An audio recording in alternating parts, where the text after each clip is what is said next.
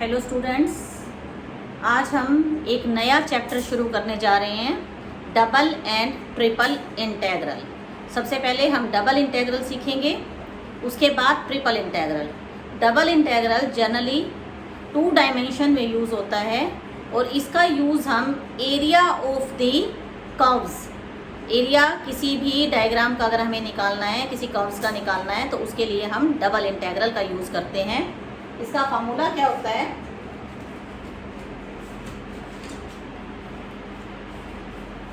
Double integral integration if R is a region, R is a region bounded by the curves।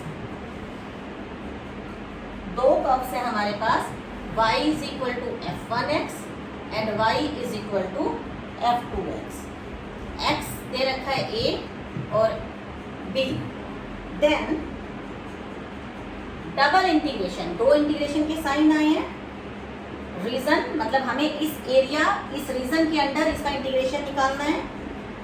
f of x y d a area, it will be equal to integration a to b integration f1x f1y sorry f2x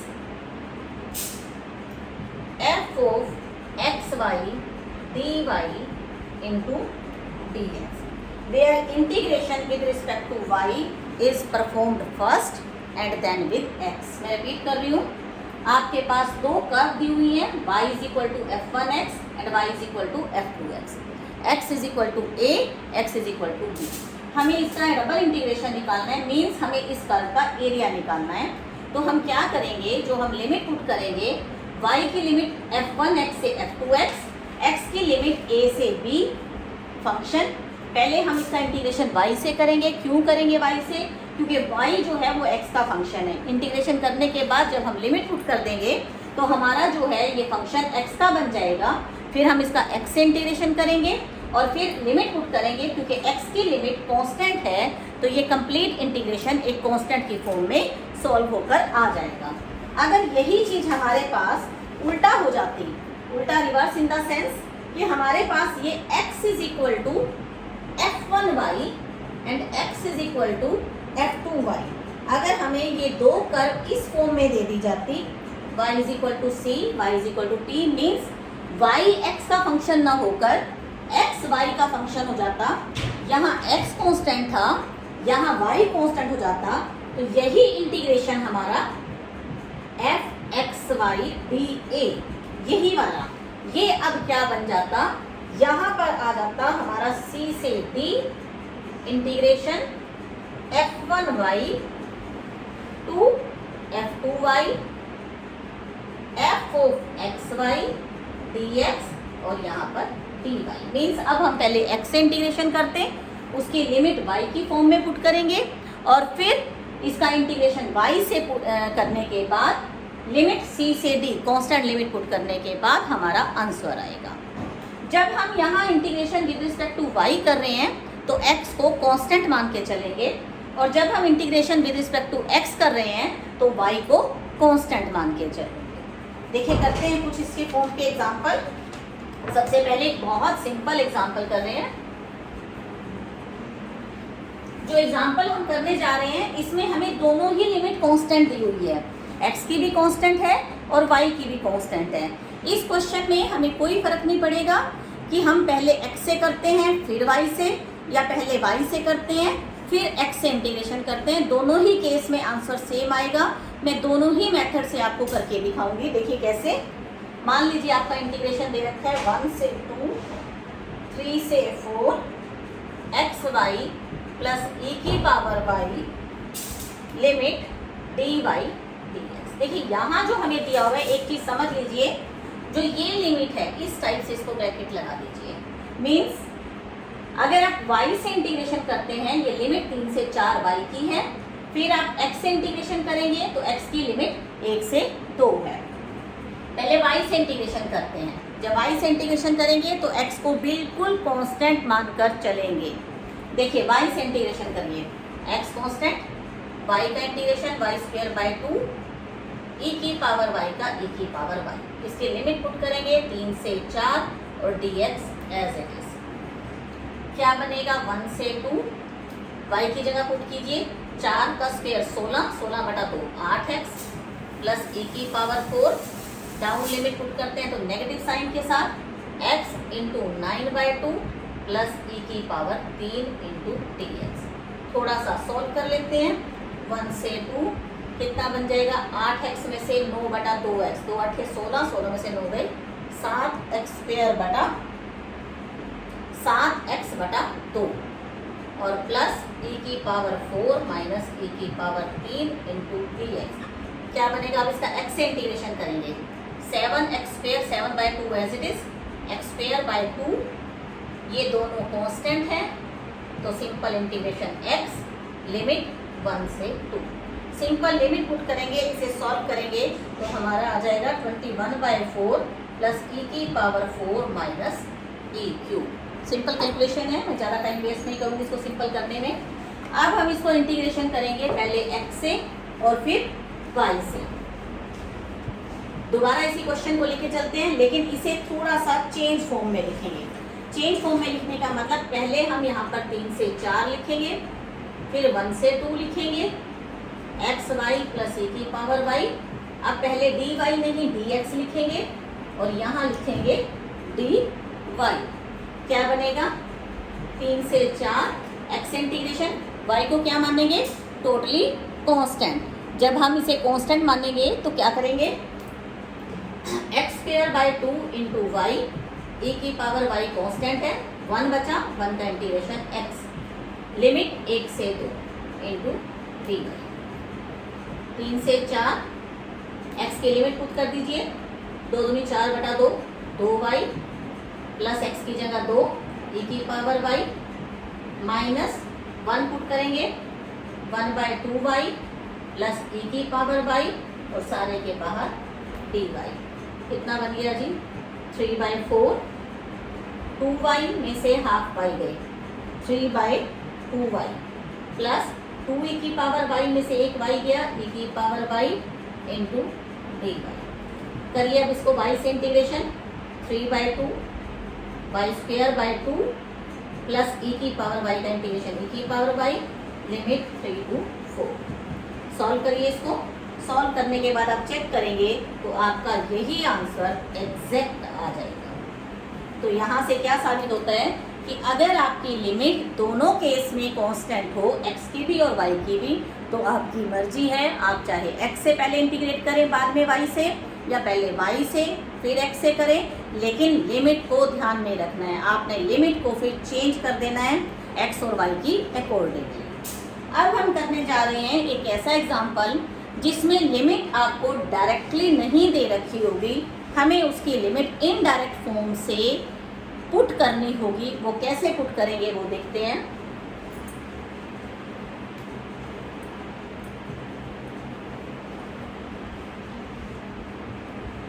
next example x square plus y square less equal 1 x square y square dx। ठीक है, देखिए कोई भी limit हमें इसकी नहीं दे रखी है, ना x की और ना ही y की। तो इस केस में हम क्या करेंगे, आप एक की लिमिट कांस्टेंट लेके चलेंगे और एक की लिमिट वेरिएबल की फॉर्म में लेके चलेंगे। ये इसका हमेशा मेथड रहता है। आपकी मर्जी है, आप x की कंप्लीट लेके चलो और y की क्यों लेके चल रहे हैं। देखिए नजर आ रहा है, ये एक सर्कल शो कर रहा है, यहाँ से यहाँ, यहाँ से यहाँ। अगर मैं x की लिमिट कंप्लीट लेती हूँ तो यहाँ से यहाँ आएगी -1 से 1। अगर मैं y की भी -1 से 1 ले लूँगी तो ये हमारे पास एक स्क्वायर बन जाएगा, जबकि ये स्क्वायर नहीं है, ये एक सर्कल है। हमें इसे स्क्वायर बनाना है तो मैं x की कंप्लीट ले लूँ, लेकिन y तो इसके अकॉर्डिंगली चेंज करेगा ना। ऐसे जाएगा y तो यहाँ तक, ये यहाँ जाएगा, यहाँ तो नहीं जाएगा ना, यहाँ तो नहीं आएगा। तो हमें y की लिमिट अकॉर्डिंग टू कर्व लेनी है, या हम इसको ऐसे भी कर सकते हैं, मैं y की लिमिट कंप्लीट ले लूँ -1 से 1, लेकिन मुझे x की लिमिट तो चेंज करनी पड़ेगी ना। y तो कंप्लीट हो गया, x कैसे जाएगा, हॉरिजेंटल लाइंस में जाएगा। y जाता है वर्टिकल, x जाता है हॉरिजेंटल। हॉरिजेंटल लाइंस होती है x की, तो x की जो लाइन होगी वो ऐसे आएगी, ऐसे। कंप्लीट तो नहीं आ सकती ना, यहाँ तक कंप्लीट तो नहीं जा सकती ना ये लाइन, मतलब यहाँ से बाहर नहीं जाएगी, यहाँ नहीं जाएगी, तो वो सर्कल के अकॉर्डिंग चेंज करेगी। तो हम क्या करें, एक की लिमिट कंप्लीट, मैं ज़्यादा टिपिकल तरीके से नहीं करवा रही हूँ, जनरली बुक्स में ऐसे दे रखा होता है इसको, मैं थोड़ा सा बता देती हूँ। x² लेस इक्वल 1, यहाँ से चेंज करेंगे mode x less than equal to 1, तो यहाँ से -1 से 1x की लिमिट आ जाती है। इसी तरह यहाँ से फिर आप इसको कंप्लीट ले लो, x² plus y² less equal 1, तो y² less equal 1 minus x²। जब हम y लेंगे तो ये मोड में कन्वर्ट हो जाएगा, √1 माइनस x², ये बन जाएगा √1 minus x² less than equal to y less equal √1 minus x², जो मैंने आपको दूसरे तरीके से भी बता दी थी। आप कैसे इंटीग्रेशन करेंगे, -1 से 1, ये आपकी x की लिमिट हो गई, y की लिमिट 1 माइनस x² से √1 माइनस x², x² y²। तो हमें पहले इसका इंटीग्रेशन किससे करना होगा, y से, और फिर हम इंटीग्रेशन करेंगे x से। y से इंटीग्रेशन पहले क्यों करना होगा, देखिए y से इंटीग्रेशन अगर हम पहले नहीं करेंगे, पहले x से कर देंगे, तो x की लिमिट पुट करेंगे कांस्टेंट फॉर्म में, x खत्म हो जाएगा।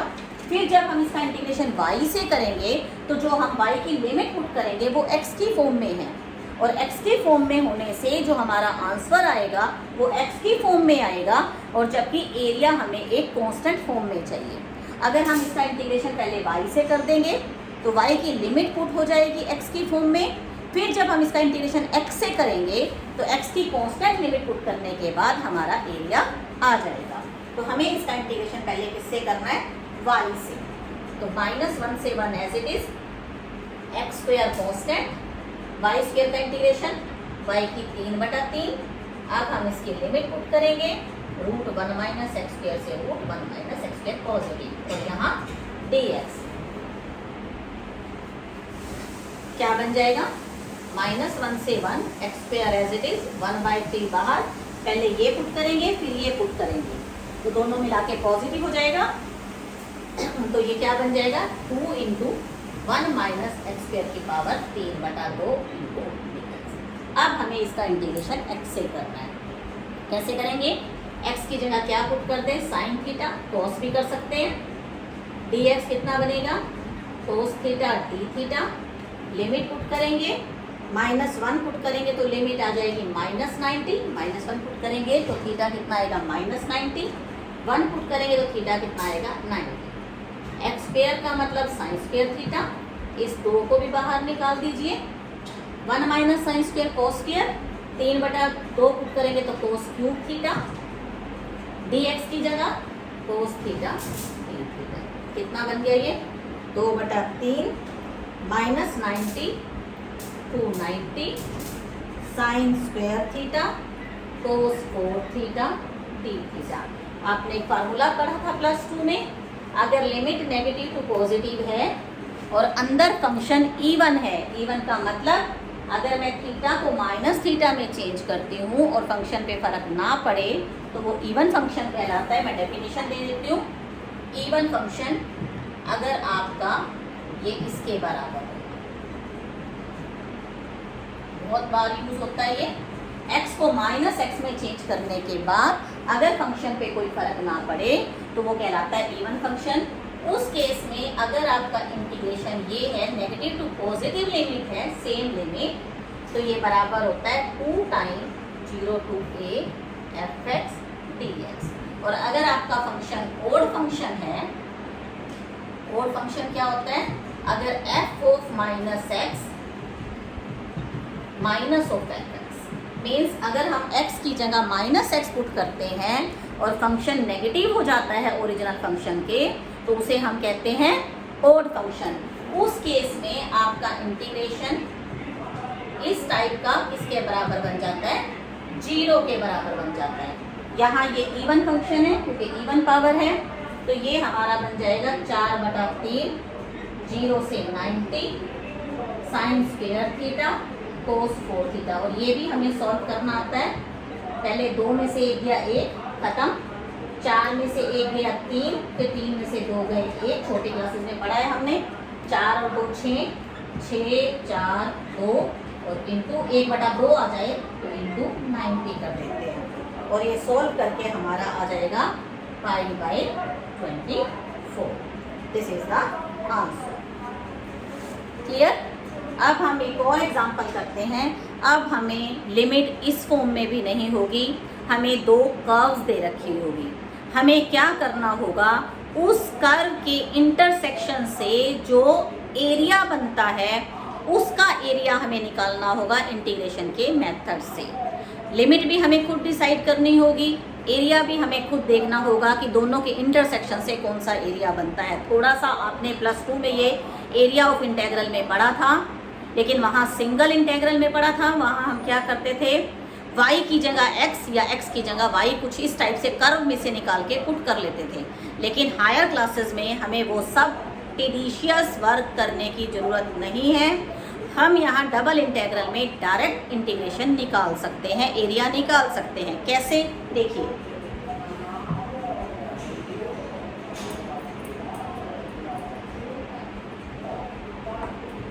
क्वेश्चन है इवैल्यूएट y dx dy।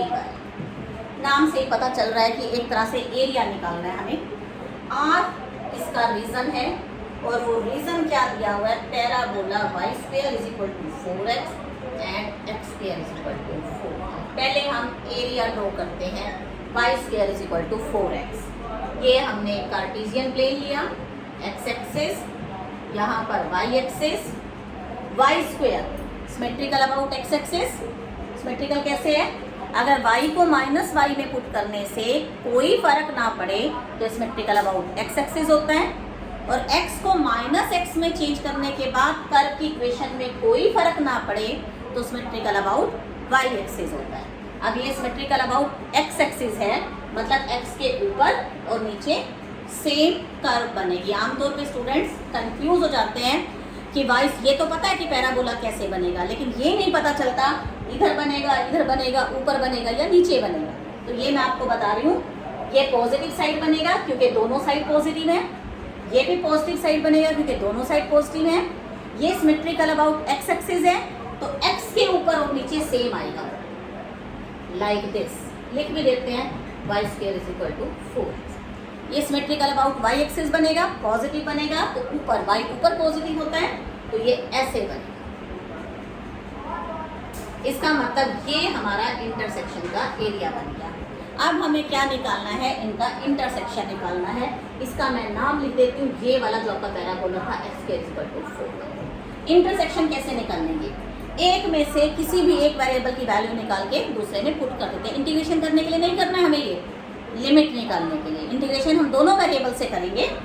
यहाँ से x की वैल्यू निकालिए, y²/4 यहाँ पुट करिए, y की 4/16 आ जाएगा = 4y।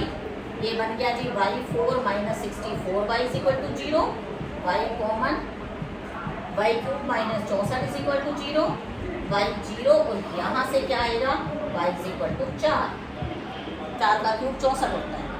y 0 यहाँ पुट करेंगे तो आपका x 0 हो जाएगा, y 4 यहाँ पुट करेंगे 16/4 तो x आपका 4 आ जाएगा। मतलब ये पॉइंट आपका 0 0 है, ये पॉइंट आपका 4 4 है। अब वही तरीका, एक की लिमिट कंप्लीट लेनी है, एक की लिमिट अकॉर्डिंग टू कर्व लेनी है। हम क्या करते हैं, एक की लिमिट कंप्लीट लिमिट हम किसकी ले लें, मान लीजिए हमने x की लिमिट कंप्लीट ले ली तो 0 से 4। लिखना चाहो तो x लिख सकते हैं।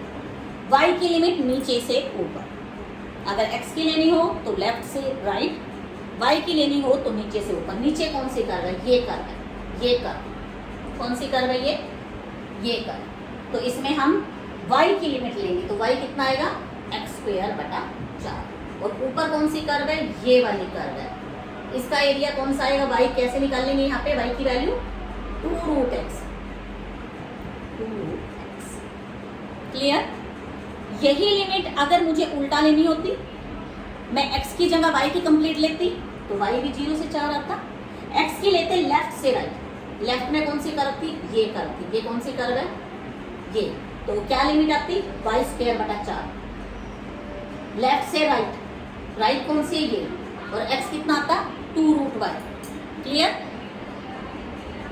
y की लिमिट लेते हैं तो नीचे से ऊपर, x की लिमिट लेते हैं लेफ्ट कर्व से राइट कर्व, और इधर कितना है y। अब मैं पहले क्या लिखूं, dy, फिर लिख देती हूँ dx, क्योंकि लिमिट यहाँ y की पहले है। तो करिए इसका इंटीग्रेशन।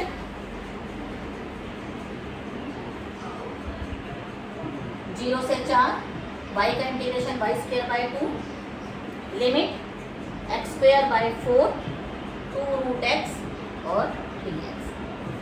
1/2 को तो बाहर निकाल दिया, 0 से 4, लिमिट पुट करिए आप पर 4x माइनस यहाँ पुट करेंगे x की पावर 4/16 dx। 0 में तो 0, ये हमने पुट कर दिया अपर और लोअर। अब इसका इंटीग्रेशन करेंगे with respect to x, 4x square by 2, x के 5/16 पंजे 80, लिमिट 0 से 4, 1/2 सिंपल है, कैलकुलेशन कर लीजिएगा इसको सारे को। ये सारी कैलकुलेशन करके 48/5 आएगा। मैं बच्चों वाला काम करके टाइम वेस्ट नहीं करूँगी, सिंपल इंटीग्रेशन है जो कि हम कर सकते हैं। एक एग्जाम्पल और करवा देती हूँ उसी टाइप का, फिर हम नेक्स्ट कंसेप्ट प्रोसीड करेंगे।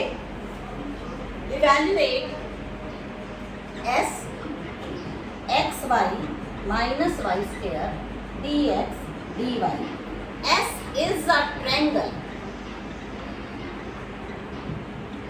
with vertices 0 0, 10 1 and 1 1। देखिए कैसे बनाएंगे, ट्रायंगल बनाते हैं। थोड़े से डायमेंशन ले लेते हैं, 0 1 2 करते करते लगभग यहाँ 10 आ जाएगा। y तो 1 पे ही जा रहा है, मैंने y 1 यहाँ ले लिया। पहला 0 0, ये पॉइंट हो गया ओरिजिन आपका 0 0। अगला पॉइंट 10 1, 10 1, इसे मैं a ले लेती हूँ, इसे मैं यहाँ इन्होंने, ये तो ओरिजिन है ही है, इसे a ले लिया। अगला पॉइंट क्या है 1 1 1 1 1 1, इसे d ले लिया। हाँ जी, तो एरिया कैसे निकलेगा, एक ये पॉइंट, एक ये पॉइंट, एक ये पॉइंट।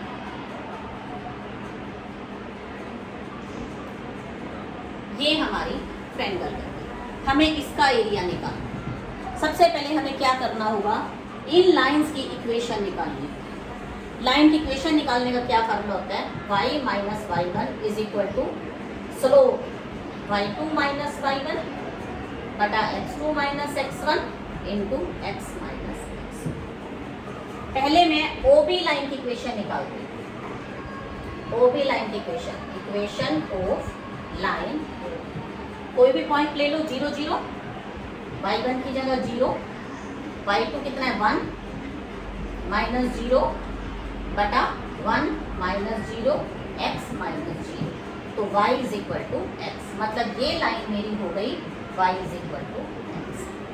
इसी तरह मैं इस लाइन की इक्वेशन निकाल लूंगी, OA की इक्वेशन ऑफ लाइन OA, इसी में पुट करिए y minus 0 is equal to 1 minus 0 बटा 10 माइनस 0 इंटू x माइनस 0। ये बन गई जी y is equal to x बटा 10।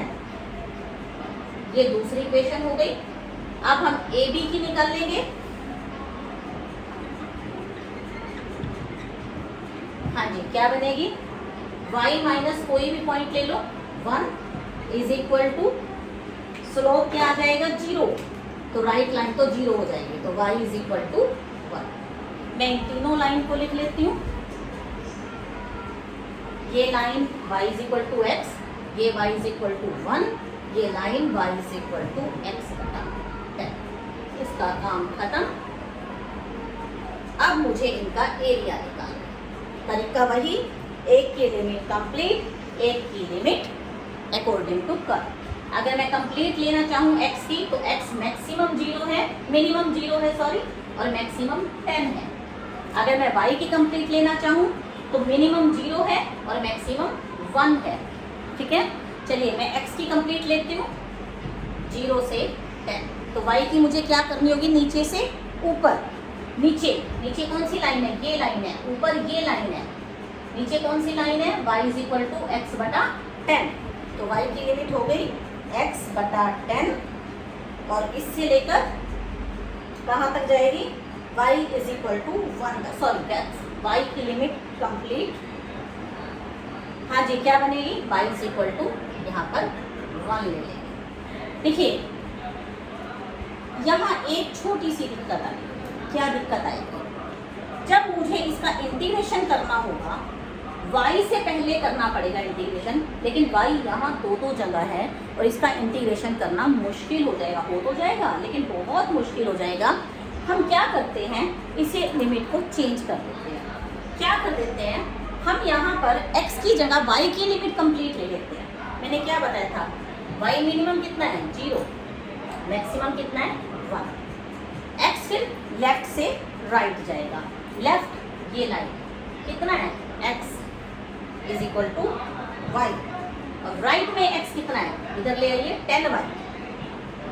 इससे क्वेश्चन हमारा आसानी से निकल आएगा, निकल इससे भी आएगा लेकिन यहाँ आसानी हो जाएगी। अब यहाँ पर पहले dx ही रहेगा, फिर यहाँ पर d। करिए इसका इंटीग्रेशन, y 0 से 1 x y minus y square की power 3/2 dividing by 3/2 into y. Yes, y constant है, जब हम इसका डेरिवेटिव से डिवाइड करते हैं तो x के साथ क्या लगा हुआ है, वाई, वो कांस्टेंट है, वो नीचे आएगा, इसका तो 0 हो गया है। लिमिट x है y से लेकर 10y। करिए इसकी पुट, 0 से 1 3/2 को तो बाहर निकाल दो, y नहीं निकाल सकते क्योंकि हमारा इंटीग्रेशन dy बचा हुआ है, अभी y कांस्टेंट नहीं है क्योंकि y से इंटीग्रेशन पेंडिंग है। करिए लिमिट यहाँ पर पुट 10y, x की जगह 10y पुट करेंगे, 10y स्क्वेयर बटा 2, 10y square sorry minus y square, 10y square minus y square dividing by y as it is minus, अब हम y पुट करेंगे, y square minus y square 0 और बाकी बच गया dy। ये बन गया आपका 9y स्क्वेयर बटा y, 9y स्क्वेयर पावर 3/2, हाँ जी, और ये बटा सबके बटा में है तो कितना बन गया 9y स्क्वेयर की पावर 3/2, यानी कि ये रह गया 9y स्क्वेयर की power 3/2 dividing by y, y is equal to 0 से 1 2/3 इंटू dy। 9 को क्या लिखते, 3 की पावर 2, 3 के होते हैं 27, 2/3 पहले है, 27 यहाँ से आ जाएगा, 0 से 1 ये बन गया y क्यूब, बटा में y पहले से है तो ये रह गया y स्क्वेयर, 3 × 27 18, y स्क्वेयर का इंटीग्रेशन y की 3/3 लिमिट 0 से 1, ये 1/3 आ गया, 18 × 1/3 तो कितना बन गया 6, तो 6 हमारा आंसर आ गया। आई होप आपको दोनों तरह से लिमिट सॉल्व करनी आ गई होगी। इसके बाद जो हम नेक्स्ट लेक्चर में पढ़ेंगे वो हम पढ़ेंगे कि अगर यहाँ हमें x और y की जगह कुछ पुट करना पड़ जाए तो dx और dy का क्या करेंगे, ये पढ़ेंगे नेक्स्ट लेक्चर में। आज के लिए इतना ही, थैंक यू वेरी मच।